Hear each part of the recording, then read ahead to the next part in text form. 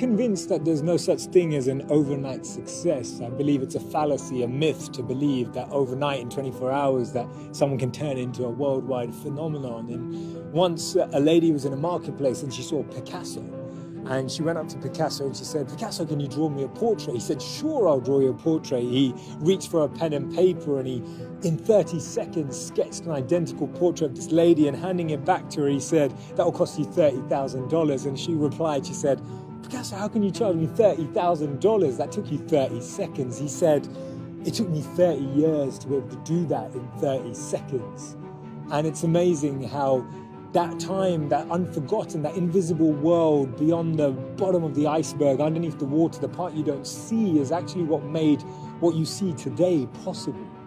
When you look at the definition of failure in the English dictionary, it's defined by 3 words: lack of success. But that means we don't value learning. It means we don't value growth. It means we don't value experience and struggle. Our obsession with winning means that we're actually letting go of all of that which we could be learning at every single point. Since I was a young boy, I've been enamored with stories of failure, from biographies and autobiographies and books about people who changed the world and books about people who changed other people's world.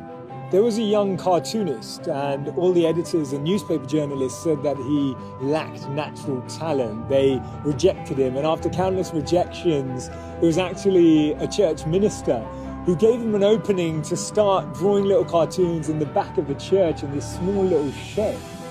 And this gentleman, he once saw a mouse running around, and believe it or not, that was the birth of Mickey Mouse. That was Walt Disney, that cartoonist who went on to win 22 Academy Awards. There was a young man who was actually cut from his high school basketball team. He went home, he shut the door, slammed it shut, and actually cried for the rest of the evening. And funnily enough, he went on to become a 6-time NBA champion, a 5-time MVP player in the NBA, and he's no other than the person we call Michael Jordan.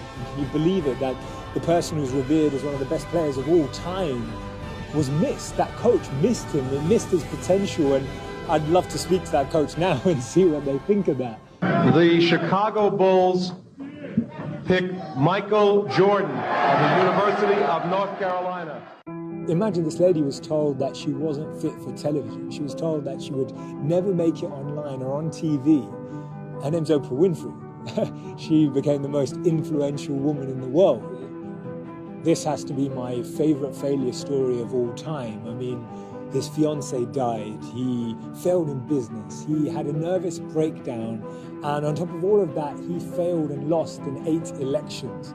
He went on to be the 16th president of the United States of America. His name's Abraham Lincoln.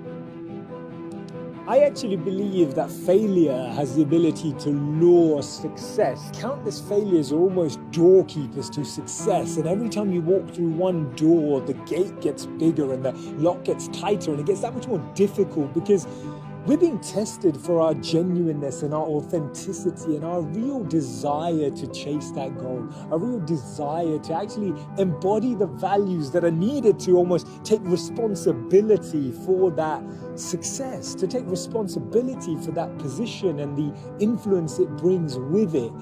And therefore, if you've never failed, you've never really tried anything new.